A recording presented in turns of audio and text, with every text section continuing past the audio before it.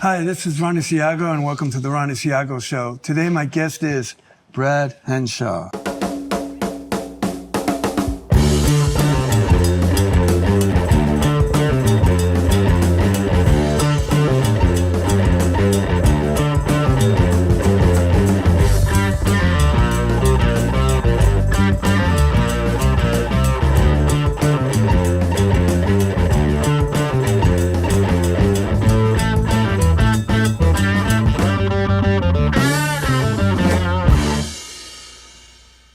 How you doing, Ronnie? Great to see you. Thank you for coming to my show. Listen, it's a pleasure. Thank you very much. Are you enjoying being here? And I know you're on the road. Yeah. Tell me what your experiences are so far. Well, I'm very lucky, actually, Ronnie. We've come over here to do four or five shows. Okay. And also to do your TV show, which is a pleasure. And it's all at the behest of a great guy, a friend of mine named Alex Garcia and Rockefellas TV. They brought me over here to perform and do some stuff. I'm delighted to be here. We played the Whiskey A Go-Go on Friday night, and that was great. We played the District, and we played at Palm Desert at the Mirage Spa there. And we're here today on your show, which is wonderful. Did you play at Rockefellas as well? We played Rockefellas Club as well. Oh, okay. We've done that as well, and that was a lot of fun, and it was great to be there. I was there previously last year, but not performing there. Oh, but Alex very gracefully said to us, "Do you want to play at the club?" So we did, and it was great. And when you were in Desert Hot Springs, you got to meet my friend Michael Sembello. Yeah, that was an amazing thing. Michael Sembello, writer of hits like Maniac and songs like that, friend of Stevie Wonder, and he came to the gig, and I was really blessed that he did. It was wonderful to have him there. And we smashed out 2 sets. And I got to talk with him at the end, and my band got to speak with him. And what a wonderful guy, and what a privilege. And I was really honoured that he came. I heard that he was like raving. He was up there going, yeah, you guys. He was, yeah. He got out. We got a song called Tinseltown. Okay. And it's going to be a next single. And we were shooting a video for that yesterday with Rockefellas TV. Okay. And we played that, and he was out of his seat. He was loving it.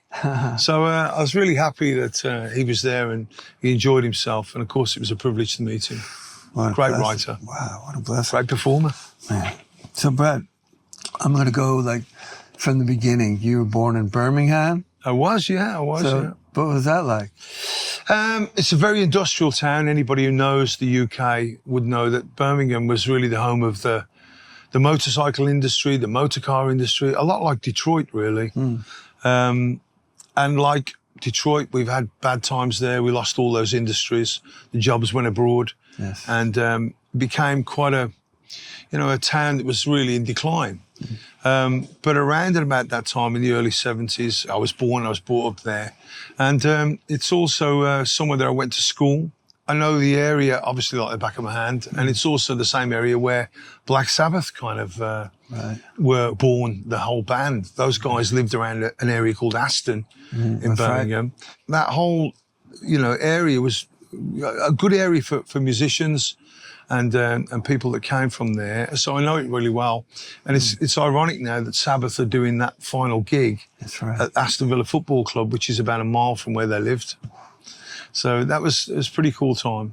So my relationship with Bill Ward has been a 20-year run. Yeah.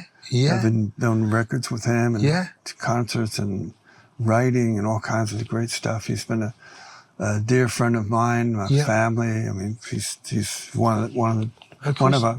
a family member, actually. Yeah. I mean, he's a legend, and Sabbath are really, an incredible band that changed the world of music and brought metal to the world, Sure. And they're opening a museum, I believe, now. Sharon Osbourne is opening a museum dedicated to Ozzy and dedicated to the band in Birmingham. So people will be able to visit that, not just the Sabbath bench, as they call it, which is a bench that was dedicated to them. Right. But they gave something very special to the world, and I really wish them well with the gig they're going to do on the 5th, Yeah. It's going to be huge. Are you going to go to that? I am going to go to that. Oh, wow. I'm going to go to it with... with Rockefellas TV behind me, to be able to interview a few people, because I know the area so well. I know the people, even though people will be coming from all over the world.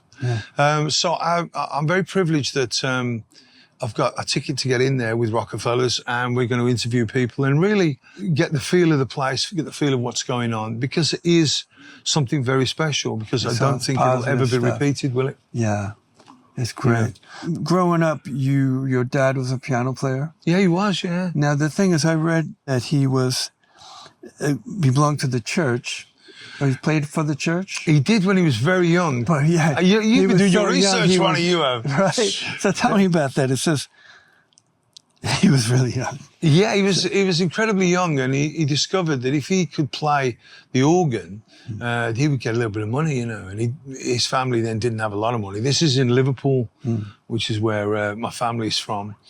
So my dad learned to play the church organ. He had a very good ear.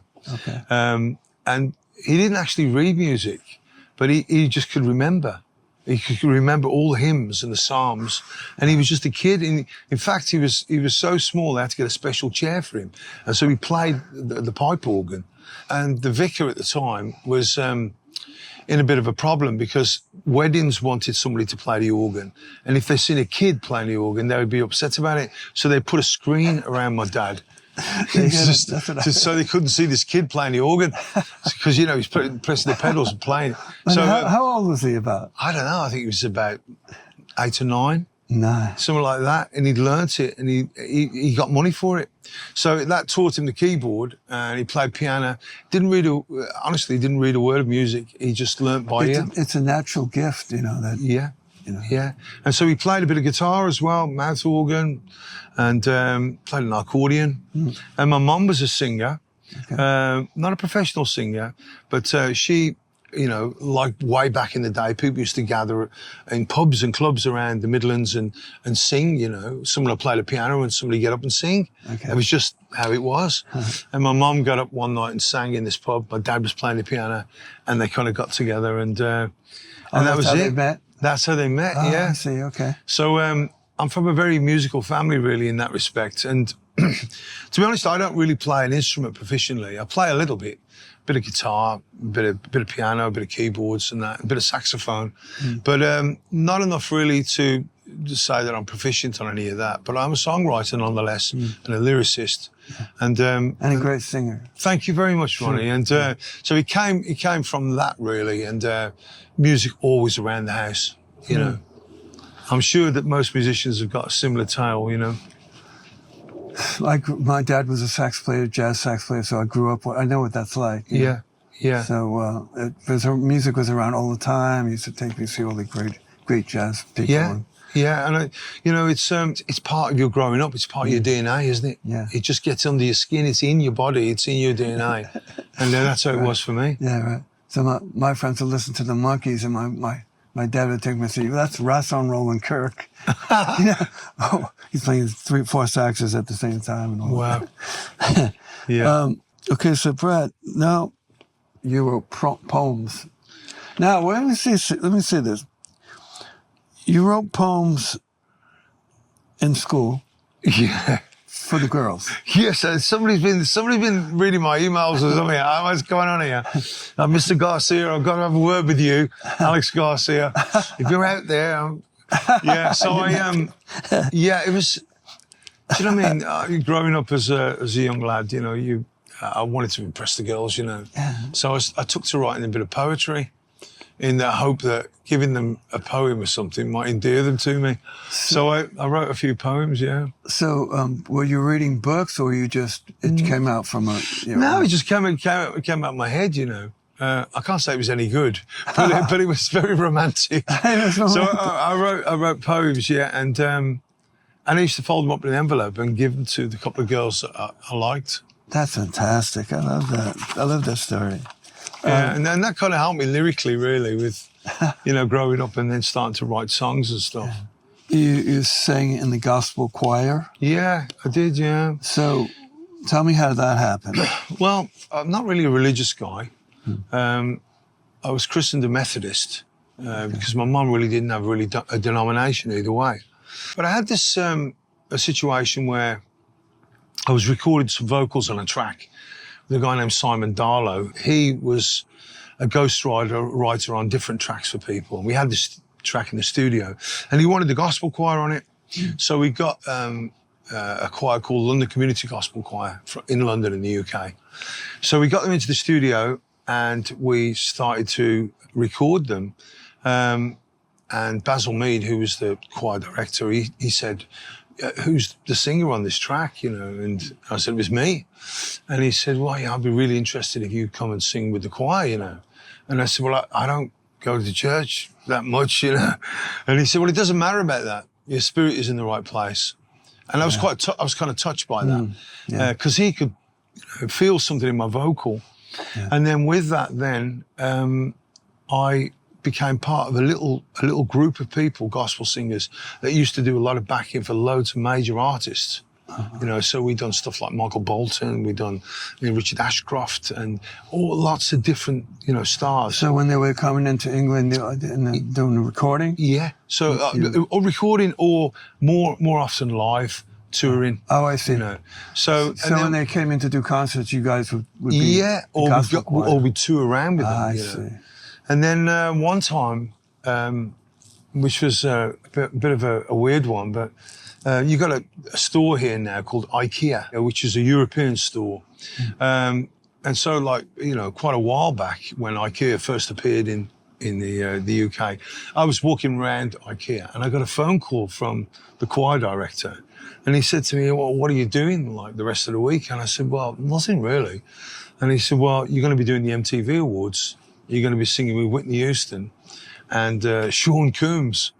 And he said, so you're going to be going over to Ireland and singing in the MTV Awards. And it was a real strange one, because I was in IKEA shopping, and now I'm going to be doing the biggest show on the planet, you know.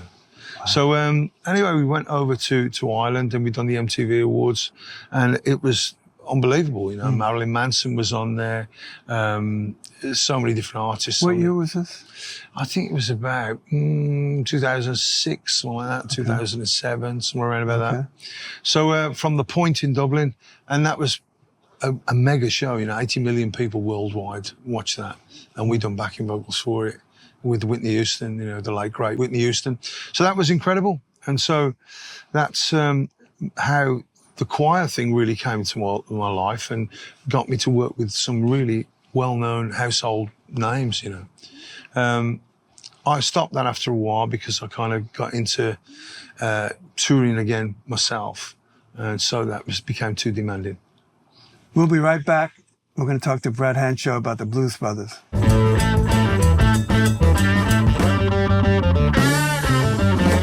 Is your business lost in the desert? Tired of dull billboards? Want your business to shine? Visit amgbillboards.com. Take your advertising to the next level. amgbillboards.com.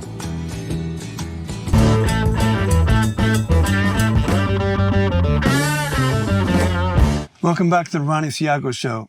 You're doing a Blues Brothers. It was a tribute show, or what is it? Well, that's it's pretty huge, I heard.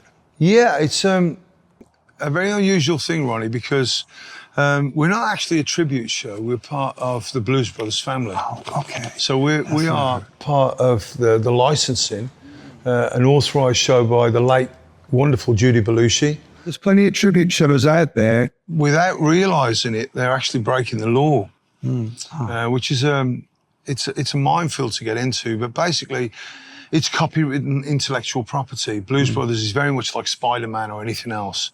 So when people are actually doing shows like that, it's kind of, you need to have a trademark with that, or you need to have something which is already taken up with Judy Belushi and Dan Aykroyd. So my show is the biggest Blues Brothers show in the world. It's a touring theatre production. It's played everywhere from Sao Paulo, Brazil, to Sydney, Australia, South Africa, Germany, Switzerland, everywhere in between. And we work under a license with Judy Belushi, the late great Judy Belushi, and Dan Aykroyd. We pay a royalty to them, and we use their names in the marketing. But it is the biggest Blues Brothers show in the world. We toured the US in 2012. We've done 14 weeks, coast to coast, all points, north, south, east, west. Huge tour. I think the biggest show we've done on that was in Houston, 10,000 people outdoors, and the following night, 10,000 people. Excellent. So, yeah, it was a wonderful thing.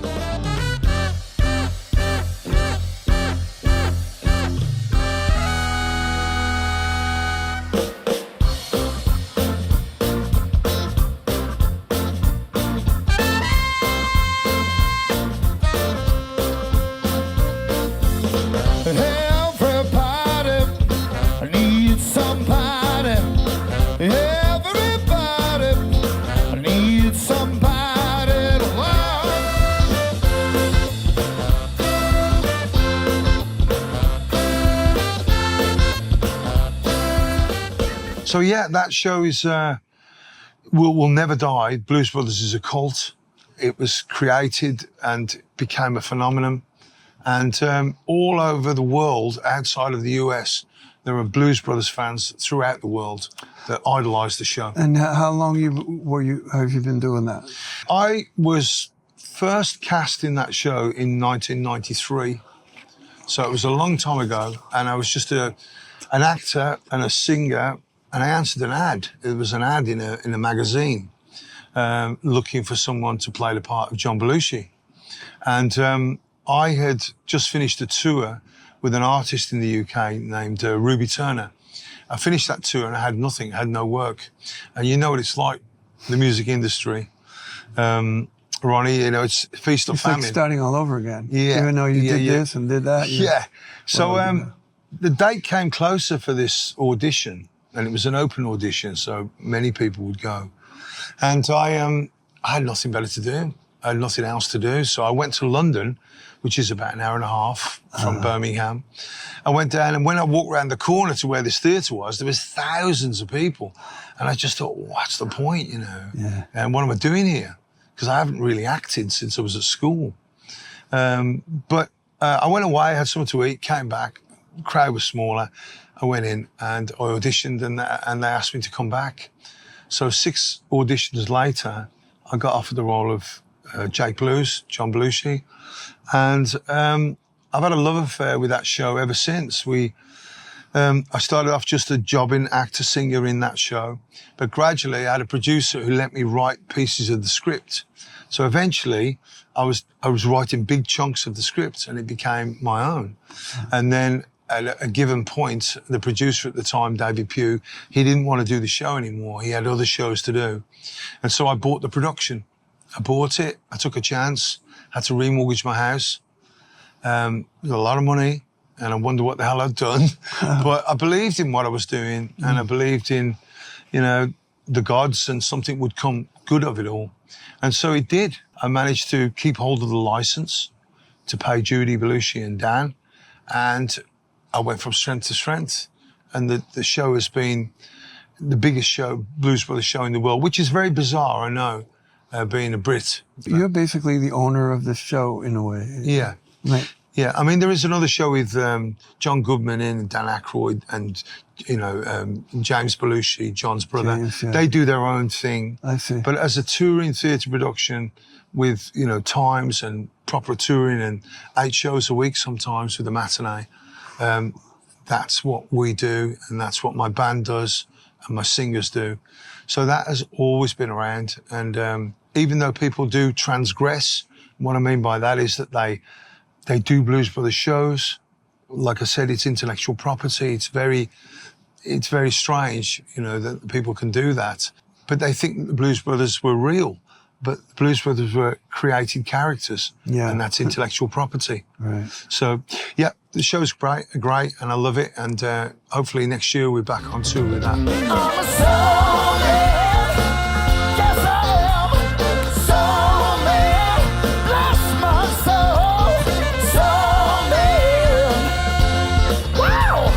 Soul man.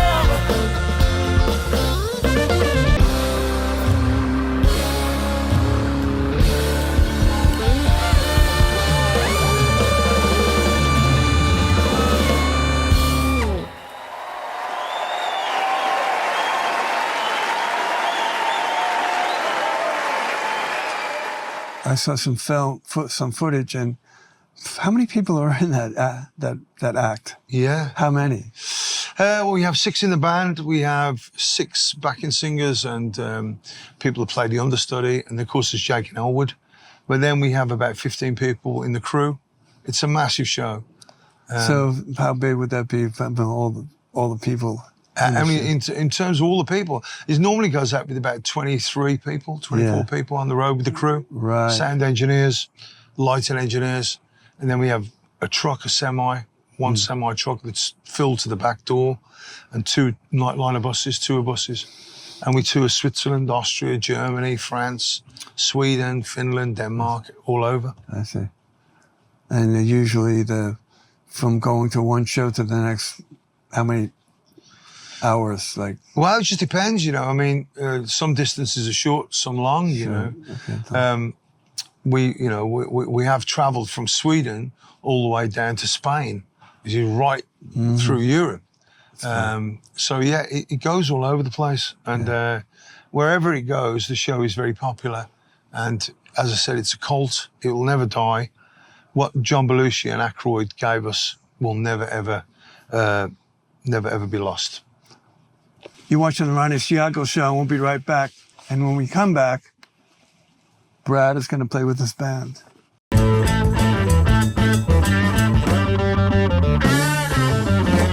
Is your business lost in the desert? Tired of dull billboards? Want your business to shine? Visit amgbillboards.com. Take your advertising to the next level. amgbillboards.com.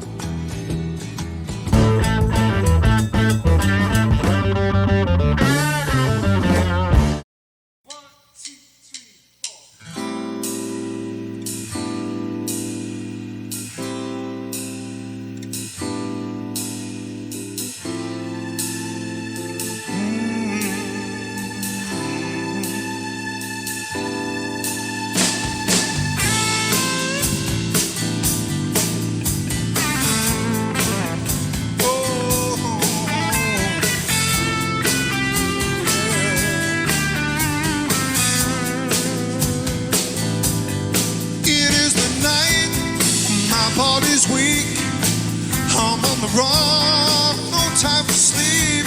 I've got to ride like the wind to be free again.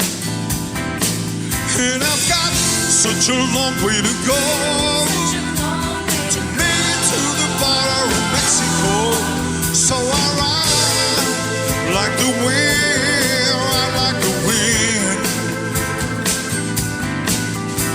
Born a son of a lawless man. I always spoke my mind with a gun in my hand. Live my lives, gone downtown, go run like the wind. Oh, and I've got such a long way to go to make it to the border of Mexico. So I ride like the wind.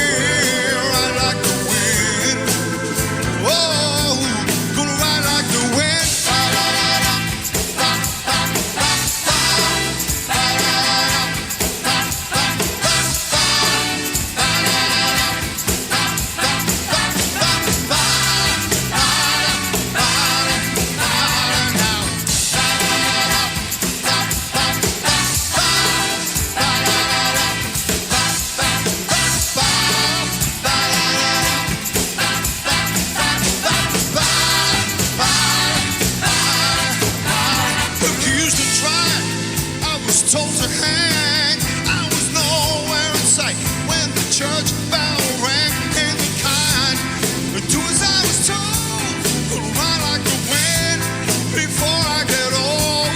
It is the night, my body's weak, I'm on the run, no time to sleep. I've got to ride like the wind to be free again. Such a long way to go to make it to the border of Mexico. So I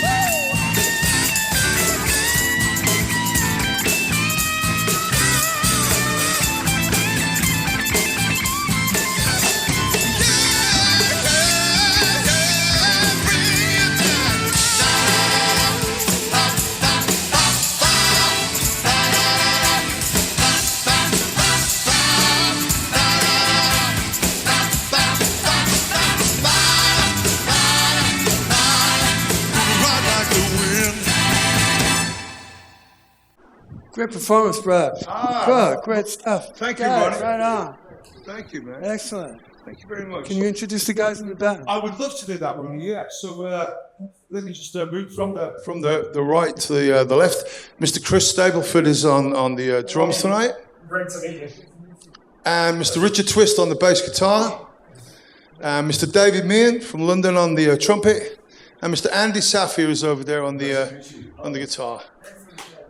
And that's the band, man. That's our band. Yeah, man. So we're going to do a bit of an interview now. Excellent. Thank you. So, Brad, is there anything you're working on right now? Yeah, there is, yeah. I mean, after I go back from here, I'm back into writing mode, writing more songs. I'm shopping a publishing deal at the moment and a record label, find a home for my songs. But we've also got this incredible thing, Ronnie, that's happened. I talked about the Midlands, about Birmingham earlier on in the show, and a studio that was used there called Rich Bitch, which no longer exists. But when that studio closed down, a lot of stuff got thrown in the dumpster. It got thrown away.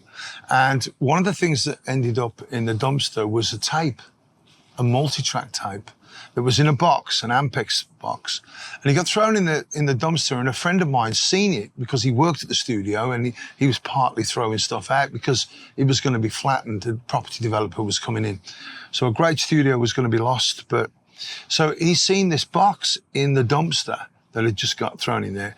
And on the back of it, it said Black Sabbath. And it said Dream Killer. And he just had the foresight to take it out because so much stuff was being thrown in there, they had to get out the studio.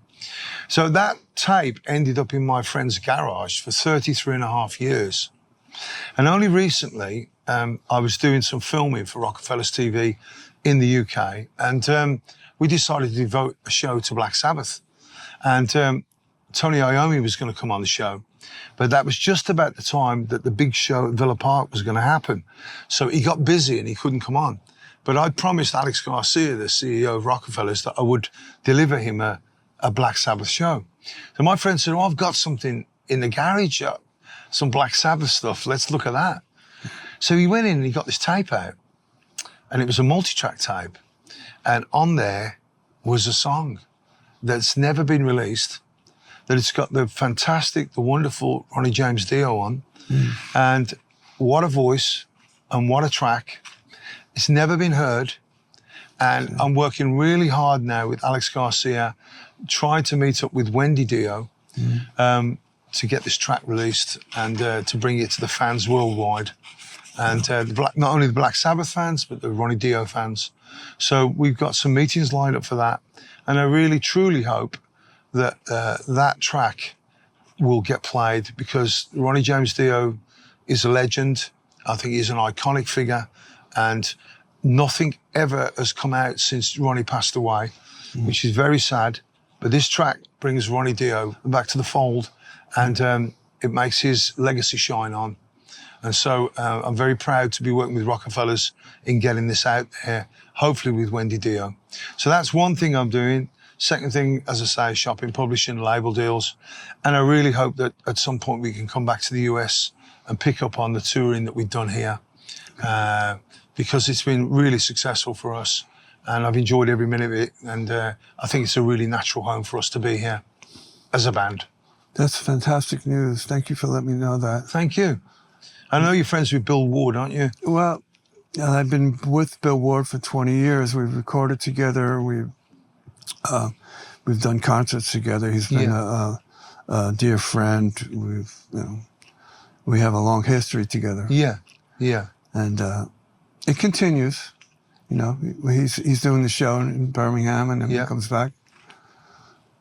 And long might may have some surprises for you when he comes back. Yeah, and long may it continue, my friend, that you musicians, you know, just because, you know, you're not being played in the charts, that doesn't mean that musicians are out there still doing their trade and still doing what they do, because it's part of us, it's part of humankind. Exactly. That music fills your soul. That's how Bill is. You know, he says, I don't care if anybody buys anything. It's just, I continue. He's got books and books of lyrics and all over his house, you know. Yeah. Yeah. So is Mr. Springsteen, you know. Yeah. He's got suitcases full of lyrics and songs. So that's his way of life, and that's not going to change. Yeah. I think for us, for the public, for everybody out there looking in on this, you know, music is part of your life, it's part of our life. Yes. And for me, I think that music is better than a photograph, simply because it stirs so many different emotions, not just the visual. Mm-hmm. Do you know what I mean? You can hear a song and it can take you back to when you were at school, or it can take you back to losing someone or the happiest times. So I think it's such an important part, and that's why the whole COVID thing was a bit of a mystery, because no one could go out and I hear think music. everybody in the world can relate to that. Yeah. They hear a song that it just brings back memories or emotions or feelings. Yeah. It's an amazing thing. I think That's what's so great about being a musician and being able to play. Yeah. Because people see that. Yeah. So, Brad, who was in your band? Thanks, Ronnie, for asking that, because you know, it's good to mention your boys. You know that. Yes. So on guitar, I've got Andy Safir. He's these guys are all from the UK. Andy Safir on guitar. I've got Richard Twist on bass. I've got Chris Stapleford, who's on the drums, and a good friend of mine, David Meehan, who's on trumpet. So the great musicians, all from the UK, and I'm very privileged to have those boys in my band. And I recently met all of them. They're just wonderful people. Yeah, you did. You wouldn't get a drink out of them, though, Ronnie. They won't buy a drink. Thank you so much for coming out here and being It's a on pleasure, the show. Ronnie. It's been a It's my blessing. pleasure. And It's my I hope pleasure, to my see you friend. again soon. Yeah, and thank you for having us on. It's been really wonderful to be here, and I hope we see each other again soon. God bless you, brother. God bless you, Ronnie. Thank you. You're watching the Ronnie Ciago Show, and we'll see you again soon.